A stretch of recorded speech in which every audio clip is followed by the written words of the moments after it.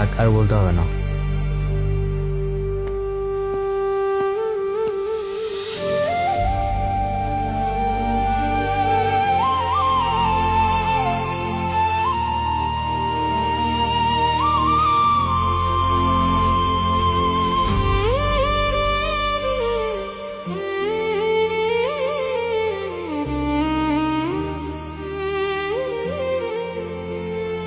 এক ছাদের নিচে থাকার ভয় নয়, একে অপরকে হারানোর ভয় সম্পর্ককে বাঁচিয়ে রাখে।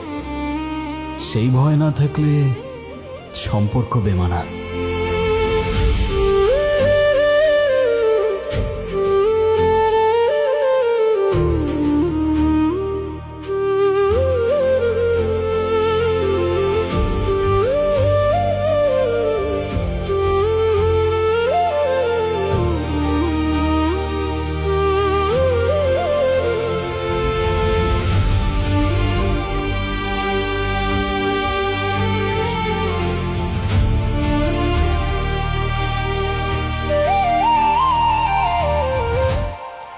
So sad.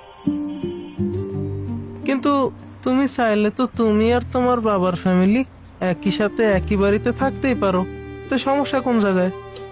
কিছু সমস্যা দেখা যায় না, কিন্তু সমস্যা এমন এক জিনিস যা মানুষকে নিঃশব্দে বদলে দেয়।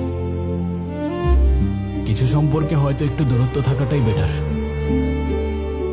আমি যদি বাবার সঙ্গে থাকতাম তাহলে হয়তো সে তার ওয়াইফ থেকে প্রপার রেসপেক্ট আর শান্তিটা পেত না। আলাদা আছি বলেই ভালোবাসা, শান্তি, রেসপেক্ট সবই ঠিক আছে। স্যার ভাই, তুমি নেহাতি একজন জীবন শিক্ষক। আরে না আলাদান ভাই, আমি শুধু চেষ্টা করি জীবনের সবকিছু নিজেকে সহজভাবে বোঝাতে। বাহ, সুন্দর কথা। চলো এখন।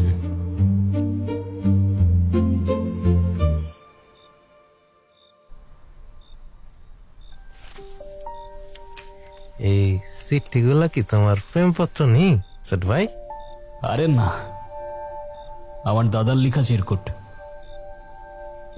আমি তাকে দেখেছি কিনা আমার ঠিক মনে নেই, তবে মার কাছে গল্প শুনেছি অনেক। মা বলতেন উনি নাকি চুপচাপ থাকতো, তেমন কথা বলতো না, তবে যা বলতো মানুষ সেটা মনে রাখতো।